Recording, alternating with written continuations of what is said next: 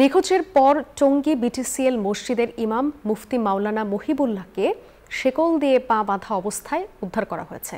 বৃহস্পতিবার ভোরে তাকে পঞ্চগড় সদর উপজেলার হিলি বোর্ডের একটি নির্জন এলাকা থেকে উদ্ধার করে পুলিশ।